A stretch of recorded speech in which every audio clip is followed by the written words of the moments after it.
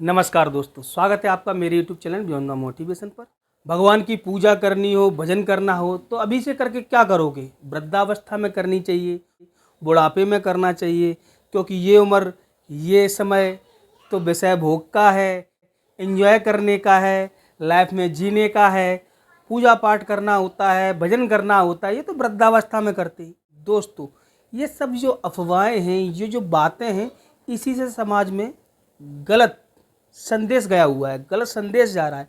क्योंकि अगर आपने 60 वर्ष की उम्र में जाकर के या आपने वृद्धावस्था में चौथेपन में जाकर के ये पता लगाया कि भगवान राम ने पिता की आज्ञा के लिए 14 वर्ष तक का वनवास काटा, यदि आपने 60 वर्ष की उम्र में या वृद्धावस्था में ये पता लगाया कि भाई भरत का राम से प्रेम कितना था, राम का भाई भरत से प्रेम कितना था, लक्ष्मण का भाई के प्रति कितना समर्पण था, तो उसका क्या फ़ायदा 60 वर्ष में?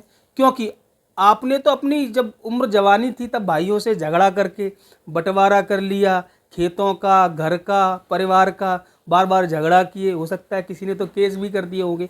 अब आप 60 वर्ष में जाकर ये पता लगाते हो, या आपके मन में भाव आता है भ्रातृ प्रेम वाला, रामायण को पढ़ के, ग्रंथों को पढ़ के, कि भाई भरत और राम लक्ष्मण शत्रुघ्न में कितना भ्रातृ प्रेम था, तो उसका क्या फ़ायदा? उसको कैसे उपयोग करोगे? अगर आपको वृद्धावस्था में ये पता लगता है कि पिता की आज्ञा के लिए, माता की आज्ञा के लिए श्री राम जी ने 14 वर्ष का वन काटा, लेकिन आप तो माता पिता के खिलाफ जाकर शादी कर लिए थे, आप तो माता पिता के खिलाफ जाकर के बहुत सारे निर्णय कर चुके हो, घर छोड़ चुके हो, तो आप तो उस चीज़ को वापस कर नहीं सकते ना।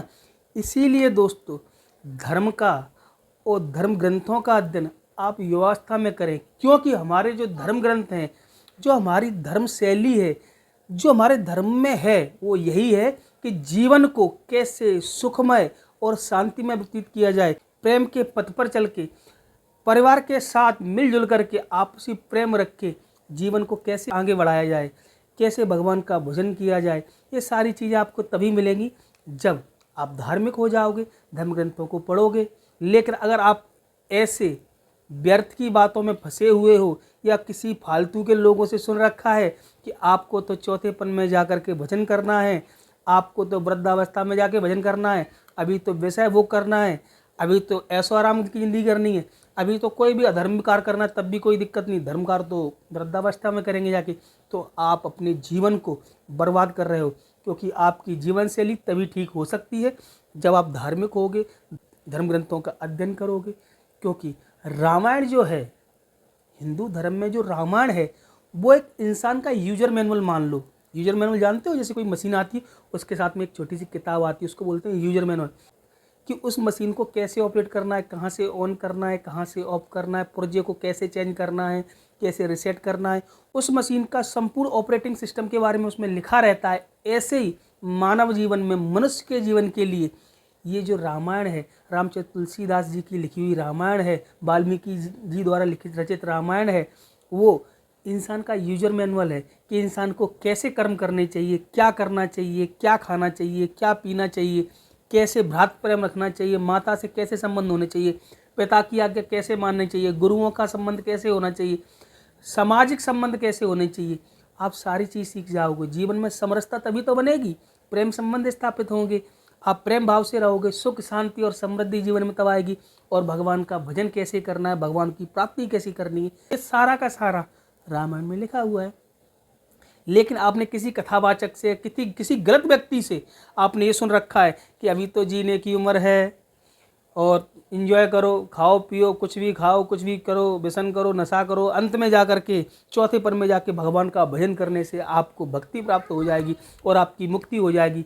तो आप किसी गलत फहमी में हो मित्र। आपको अपने इसी जीवन में, इसी समय, इसी क्षण से भगवान की भक्ति में, भगवान के भजन में रति रखनी चाहिए और अपने धर्म ग्रंथों का अध्ययन भी करना चाहिए। कुछ तो माता पिता भी ऐसे बोल देते हैं, बेटा अभी तुम्हारी उम्र क्या है पूजा पाठ करने की, अभी तो बेटा पढ़ो लिखो एंजॉय करो। भैया पढ़ो, आप सांसारिक जीवन की जो किताबें वो भी पढ़ो, लेकिन सांसारिक जीवन में आपको कैसे चलना है उसको पढ़ने के लिए आपको धर्म ग्रंथों का अध्ययन करना चाहिए। कुछ समय निकाल के धर्म ग्रंथों का अध्ययन भी करो।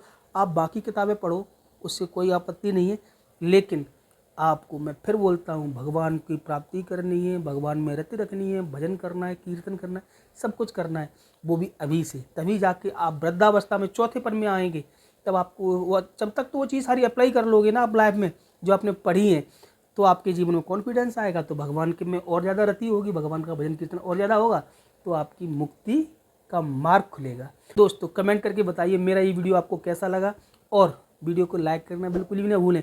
मेरे चैनल को सब्सक्राइब जरूर कर लें। मिलते हैं किसी नई वीडियो नई जानकारी के साथ, तब तक के लिए धन्यवाद।